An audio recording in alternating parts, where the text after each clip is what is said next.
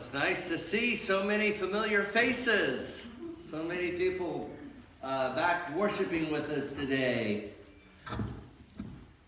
And I also want to thank the Mitchell family for being with us.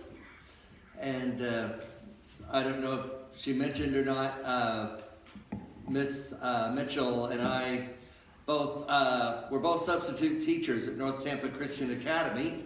And sometimes we actually get to work together, which means on that day the children get an extra good education.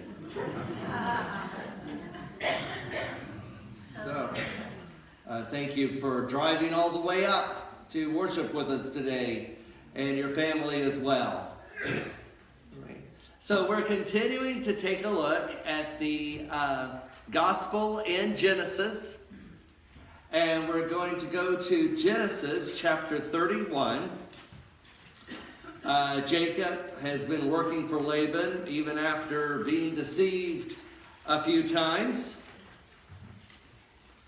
But he's very successful and things seem to be going very well. But then, here in chapter 31, verses 1 through 3, it says, "Now Jacob heard the words of Laban's sons, saying, Jacob has taken away all that was our father's, and from what was our father's, he has acquired all this wealth." Verse 2, "And Jacob saw the countenance of Laban, and indeed it was not favorable toward him as before. Then the Lord said to Jacob, Return to the land of your fathers and to your family, and I will be with you." So Laban's attitude changed towards Jacob. It wasn't a good attitude like it had been before. And so God tells Jacob, go ahead, let's move on to the land that I've promised. Now, God did not tell Jacob to move on to the land he had promised because Laban had changed his attitude. God allowed Laban to change his attitude so that Jacob would be more prone to go ahead and move on. Sometimes God will let people change their attitude towards us because God knows the whole situation needs to change. Before I moved to Florida, I was working for UPS in Fort Worth, Texas. And I loved working there. I loved my supervisor. My supervisor loved me. Everything was great. And I thought I was going to stay there forever.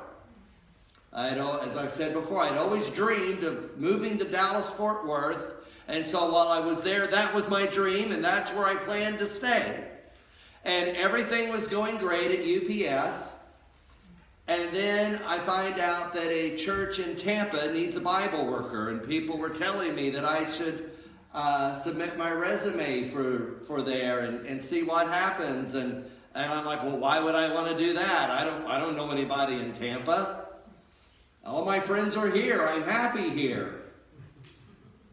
Well, around that same time, the management at UPS kind of began to change their attitude towards me. I was going into work and things weren't going as great as they were before.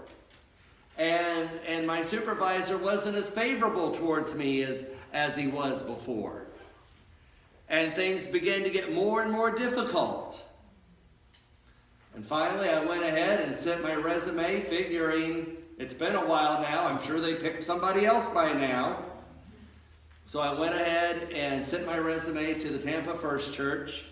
This was back in 2004, and sure enough, they had not picked someone else yet, and they called me. I sent my resume that night, email, and the next morning they were giving me a call. And so, obviously, the rest is history.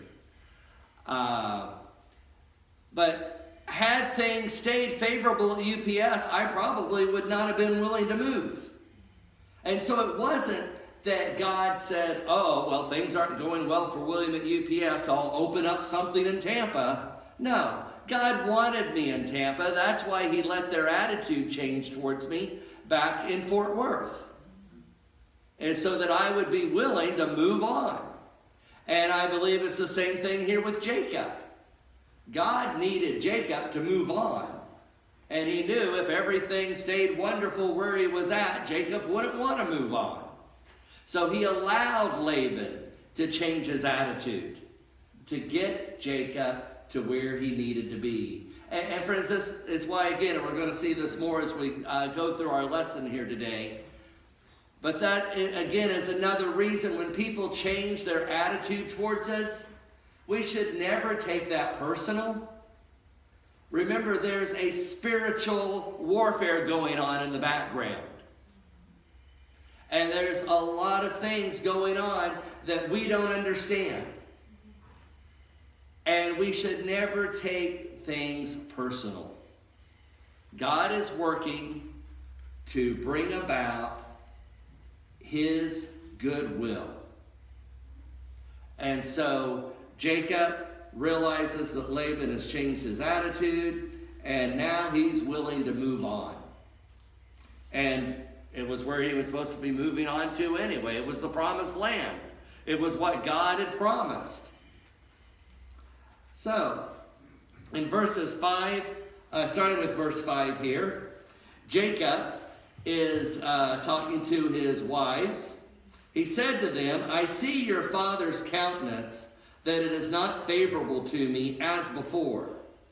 But the God of my father has been with me. And you know that with all my might I have served your father. Verse 7. I love this passage right here. Yet your father has deceived me and changed my wages 10 times. That sounds pretty bad. That's bad. Yeah, it is bad. Changing your wages 10 times, deceiving you. And by the way, those 10 times he changed their wages, I'm guessing it wasn't a raise.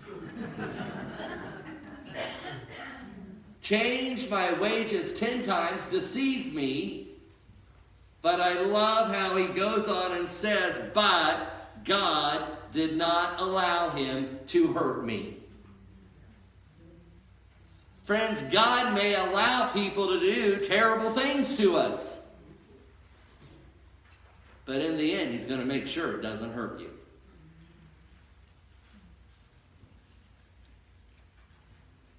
Friends, this is important. That, again, there's a spiritual warfare going on. And Satan uses people. And he'll use them to mistreat us, to deceive us, to lie to us. But if we belong to God and love and trust God with all our heart, we can say like Jacob, yeah, they did that, but God didn't let them hurt me. So, Jacob is ready to move on. And just like in Romans 8:28, it says, all things work together for good to those who love God and have been called according to his purpose. That doesn't mean that God wanted everything to happen to us that happened to us. That just means that whatever happens to us, God is going to work it out for our good to get us to where we need to be. Soon we're going to be taking a look at Joseph's story. Joseph's brothers did him wrong. They never should have sold him as a slave. But guess what? God didn't let that hurt Joseph. Friends, sometimes we wonder, what are other people thinking? What are their motives? What did they mean when they said that? What did they mean by that? When we have given ourselves to God and we trust God, we don't have to worry about what they meant by it. We don't have to worry about what their motives are. We don't have to worry about their intentions because we know we're in God's hands. And Joseph knew on his way to Egypt, his brothers' intentions, he knew what their intentions were. They were evil. But Joseph belonged to God, and God did not let that hurt Joseph. Instead, it got Joseph exactly to where he needed to be. And so, friends, we too are involved in a spiritual war, and God is working to get us to where we need to be. He'll even use the evil intentions of other people not to hurt us, but to get us to a better place. That's exactly what he did for Joseph. That's what he did for Jacob. That's what he'll do for all of us. And so we go to chapter 31 here, verses 11 and 12. It says, "Then the angel of God spoke to me in a dream, saying, 'Jacob,' and I said, 'Here I am.' And he said, 'Lift your eyes now and see where all the rams which leap on the flocks are streaked, speckled and gray spotted. For I have seen all that Laban is doing to you.'" Jacob might have felt like he was between a rock and a hard place. And he knew that Laban was mistreating him.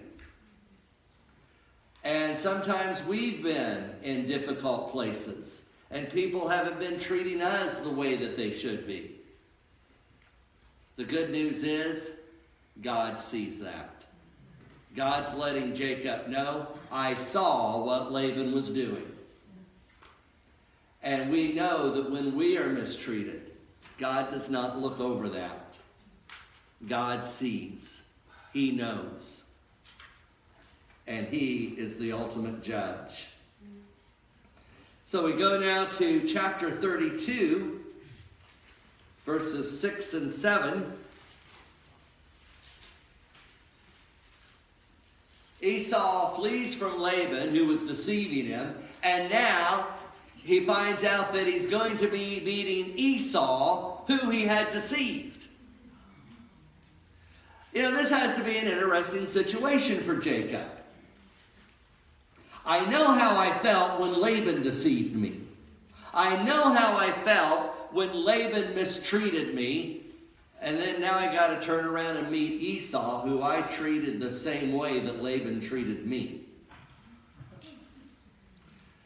We call it what goes around comes around.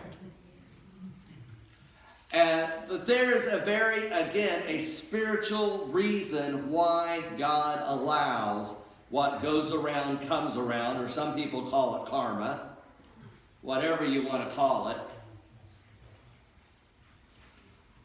I believe God allows things to happen like that so that we can see ourselves. Sometimes we don't know what we're doing to other people until it's been done to us. And then when it's done to us, we're like, well, I didn't like that. And then, hopefully, the Holy Spirit can touch our hearts and say, well, you know, that's what you did to your brother. They didn't like it either. Sometimes God allows what goes around comes around so that we can have our eyes open. Sometimes we don't see what we're doing to other people until it has been done to us. And that is exactly what is happening to Jacob right here. He's fleeing Laban, who he cheated. He's fleeing Laban, who cheated him. And now he's about to meet Esau, who he cheated. All right, so let's go down here to verse 11. And Jacob is praying here, deliver me, I pray, from the hand of my brother, from the hand of Esau. For I fear him, lest he come and attack me and the mother with the children. Verse 12. For you said, I will surely treat you well and make your descendants as the sand of the sea, which cannot be numbered for multitude. So he lodged there that same night, and took what came to his hand as a present for Esau's brother: 200 female goats, 20 male goats, 200 ewes and 20 rams, 30 milk camels with their colts, 40 cows and 10 bulls, 20 female donkeys and 10 foals. Verse 16, then he delivered them to the hand of his servants, every drove by itself, and said to his servants, pass over before me and put some distance between successive droves.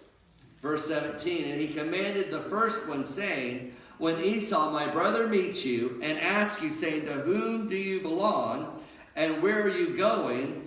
Whose are these in front of you? Then you shall say, these are your servant Jacob's. It is your present sent to my lord Esau, and behold, he also is behind us.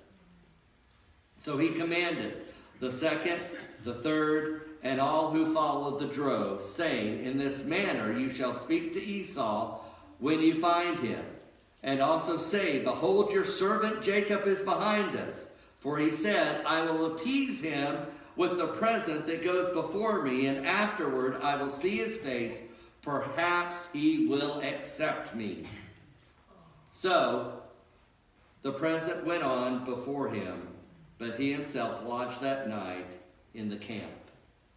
So Jacob is sending a peace offering to Esau, hoping that this peace offering will make Esau not be so angry with him. Maybe he'll be forgiven. And then here in verse 22, it says, and he arose that night and took his 2 wives, his 2 female servants, and his 11 sons, and crossed over the ford of Jabbok. He took them, sent them over the brook, and sent over what he had. Then Jacob was left alone, and a man wrestled with him until the breaking of day.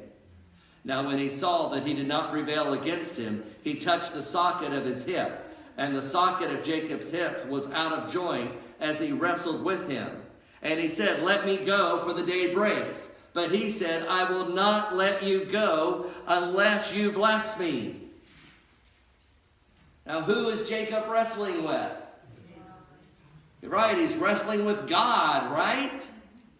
Saying, I will not let you go unless you bless me. And here again we see our spiritual warfare, the spiritual battles. It's not between Jacob and Laban. It's not between Jacob and Esau. Jacob's battle is with God. Friends, once we make peace with God, we don't have to worry about anybody else. If we are at peace with God, we have no one else to fear. Proverbs 16:7 says, when a man is at peace with God, he makes even his enemies to be at peace with him. Proverbs 16:7.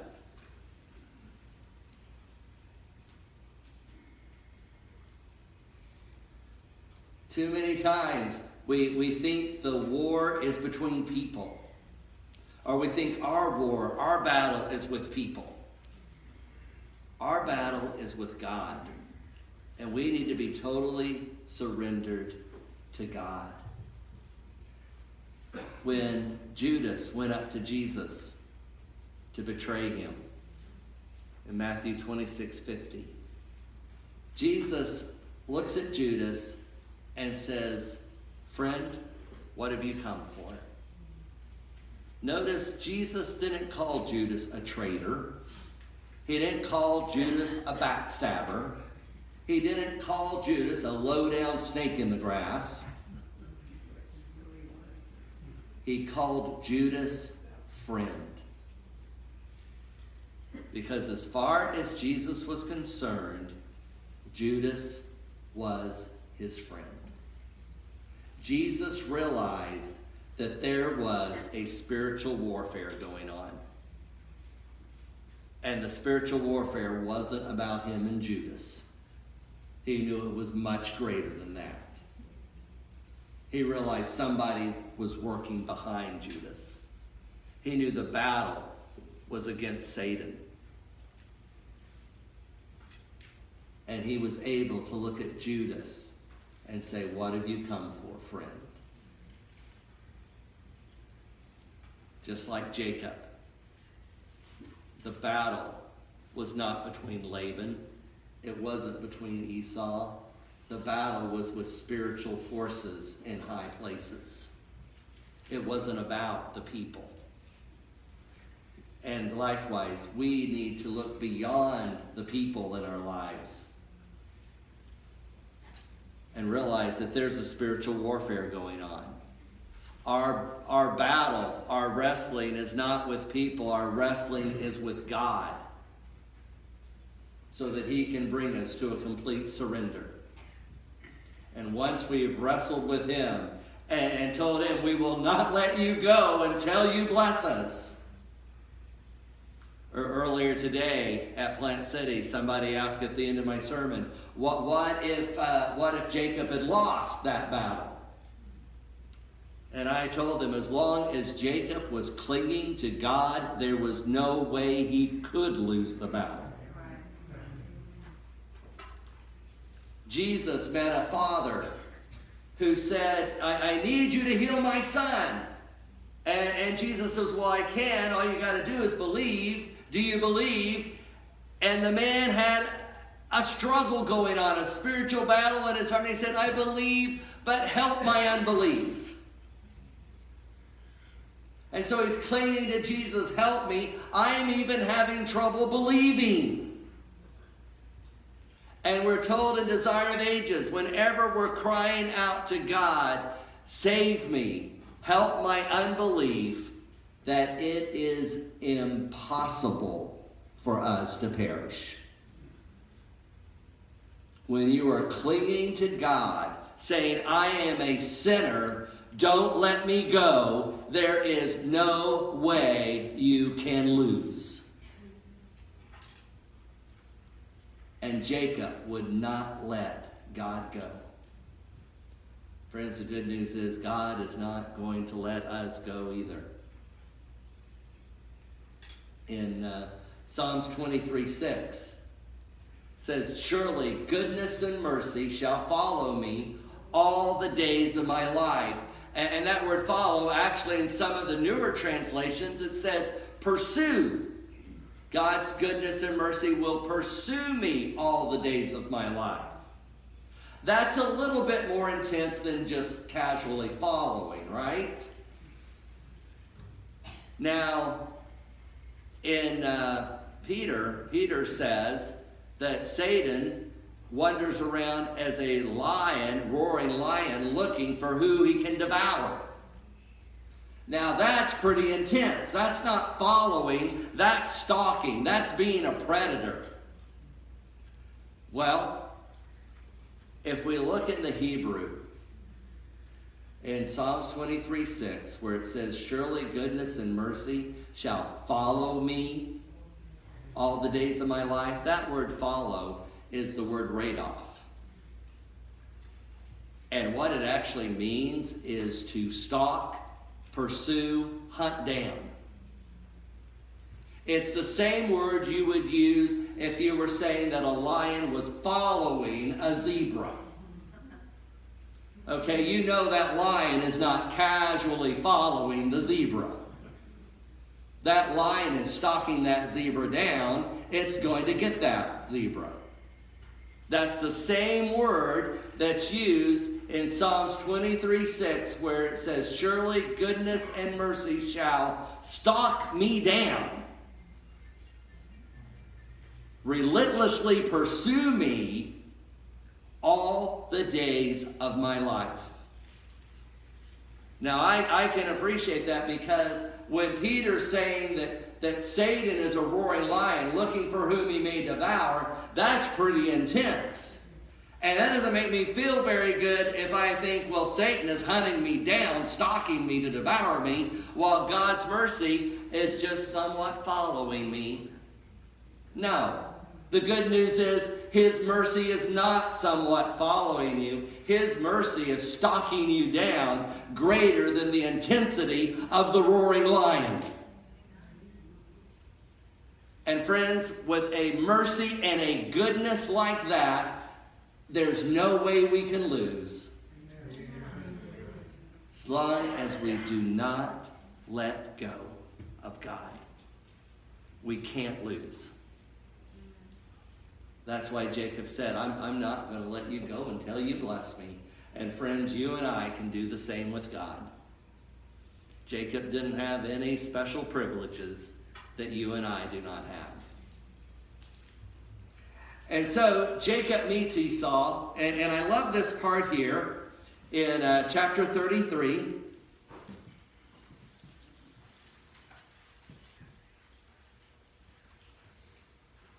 Verses 8 and 9. Jacob has sent all these gifts ahead to make peace with Esau because he knew he cheated Esau and he did Esau wrong. Now in verse 8 of Genesis 33, Esau says, "What do you mean by all this company which I met?" And he said, "These are to find favor in your sight, in the sight of my Lord." I love Esau's response. Here in verse 9, Esau said, "I have enough, my brother. Keep what you have for yourself." Now, what I love about that is Jacob has cheated Esau, deceived him, cheated him of the birthright. And yet when it's all said and done, God is so merciful to Esau, Esau's able to tell Jacob, "Oh, you don't have to pay me back. God already has. God has already given me everything I need. I really don't need anything from you, Jacob." A few years ago, a leader in the church swindled, cheated, whatever, a few $1,000s away from me. And it made me pretty upset because I wasn't rich back then like I am now. And it was very hurtful. And I remembered that quote in Romans, "Vengeance is mine, I will repay, says the Lord." And I'd always, whenever I read that, I always thought it was God was saying, "I'll pay them back. I'll get them back for you." Well, after I've been cheated out of this money, I'm reading this passage in Romans 12 when God says, "I will repay," and then it clicked. God was telling me, don't worry about them. Don't go try to get your money back from them. I will repay you what they owe. And sure enough, that is exactly what happened. Blessings started falling out of the sky. I needed some new furniture. There were some friends that were getting rid of their furniture, which I was very glad to take, and which they gave to me. And just one blessing after another started falling out of the sky, and guess what? It added up to way more than what the other people had cheated me. And what we see is the same thing here with Esau. Laban cheated Jacob, and Jacob was able to say, "Laban cheated me, but God did not let him hurt me." Now, Jacob has cheated Esau, and at the end, Esau's able to say, "Yes, brother, you cheated me, but God didn't let you hurt me. You can keep your gift. God's given me plenty. I don't need anything from you."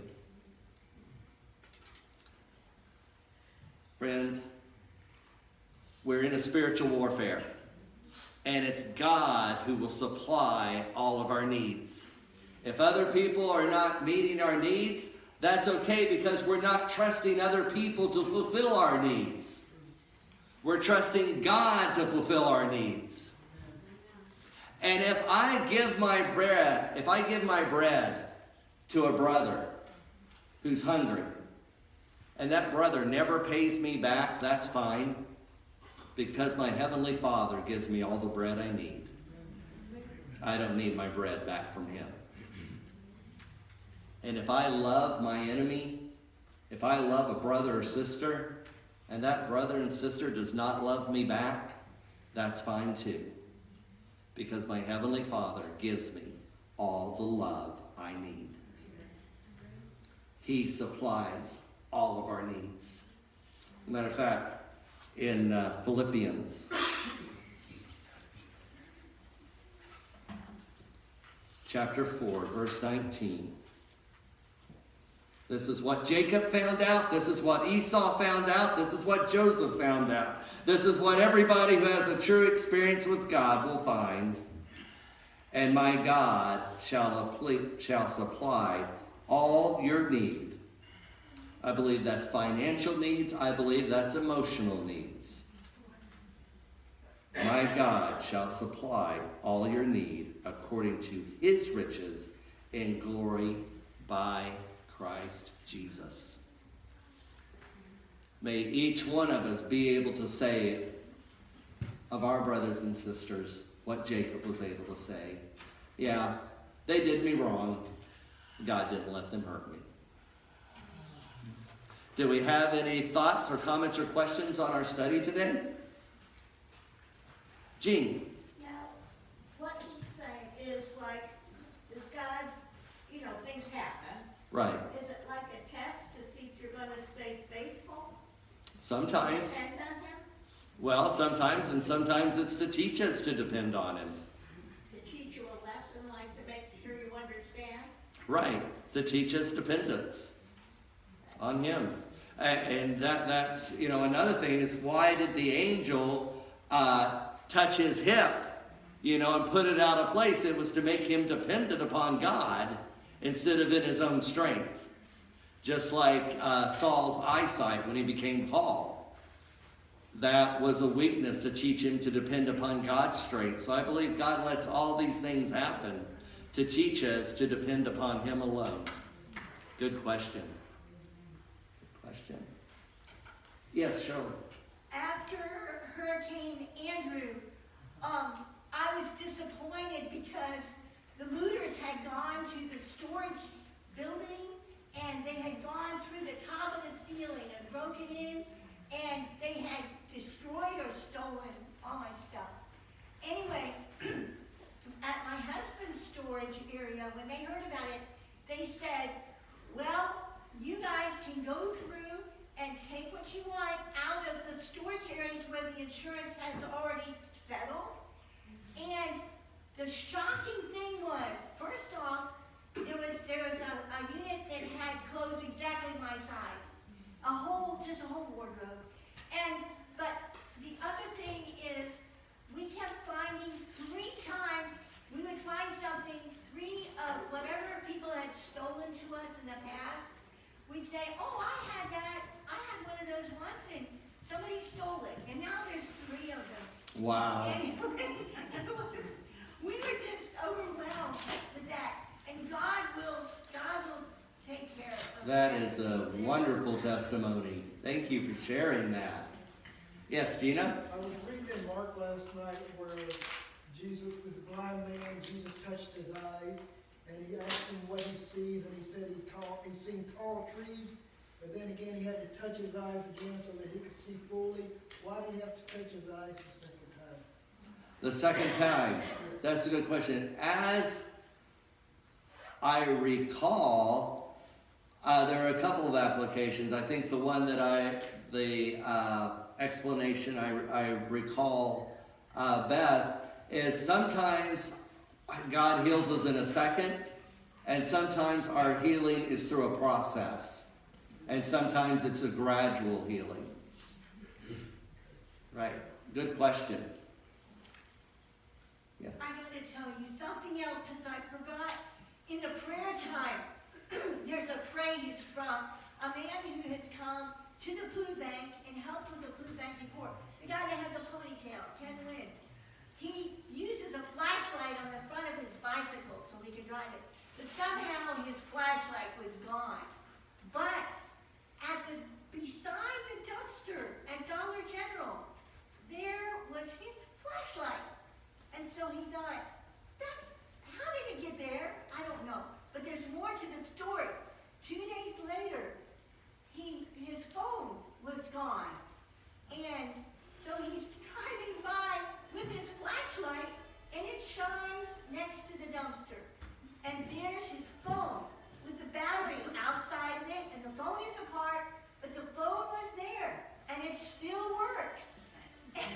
Wow.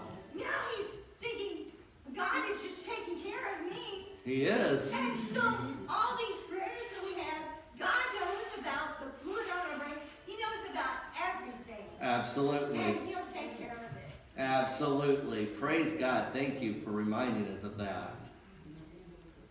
Man. Yes, Russ. Yeah, when you decided to let God handle that situation where you said you might have got swindled, Not might have, I was. you were. When that person realized that you didn't retaliate on him, that's telling him something that you're letting it go. Well, that's true. And that could possibly turn that person around I hope so. also. That's a good point, and I sure hope so. Yes. Thank you for mentioning We that. allow God to say, you know what, I'm not going to retaliate on this person. I'll let God handle it. Sometimes people go, you know I did him wrong, but he's not really, you know, and even if you're not nasty to him, you're just kind of maybe not talking or something, but there's something there that's going to make that person think. Absolutely. That is a very good point. Thank you for sharing that. Absolutely. Anyone else? Okay. Yes, Wally. Just crossed my mind, talking about Jacob and Esau. Excuse me. Spirit of prophecy ever say what happened to Esau? I don't know as far as him personally. After that, I don't know that we ever really hear from him again. No, he's like it dropped off the face of the earth. Yeah. But here's the thing. What we see is God was blessing Esau. Right. And in Romans 9, it says, Jacob I loved, Esau I hated. And people will take that as God had predestined Jacob to be saved and Esau to be lost. But all that is saying is, when it's saying I loved and I hated, it's just talking of as a matter of preference. For example, Jesus in the book of Luke tells everybody, unless you hate your family, you can't follow me. Well, all that means, it doesn't mean we're supposed to hate our family. We're supposed to love our family. What he's saying is you cannot prefer your family over me. And so when God says in Romans 9, Jacob I loved, Esau I hated, it's nothing about salvation. All he's saying is, Jacob I loved, I preferred Jacob to have the birthright over Esau. That's all he's saying. It wasn't a salvation issue. God was still planning on saving Esau, and we see here in this story, God was good to Esau as well. William, there's a very boring chapter in one of these books of the Bible. I don't remember where, I can't find it. But it spends the whole chapter talking about the dukes of Edom and the children of Esau. So God paid attention to Esau. And it wasn't very interesting to me as a child, but now I realize that just because it's not interesting to me, doesn't mean that it's not interesting to God. Right. And God is God told Jacob there in Genesis 31, I see what Laban has done to you. Well, God could also tell Esau, I've seen what Jacob did to you. God knows the bad things we've done, and God knows the good things we've done, and God knows the bad things we've done. He sees it all. He sees both sides. Absolutely. Good. Thank you for bringing that up, Shirley. Right. Well, thank you all for participating in our study and our discussion today. And our closing hymn is hymn 529.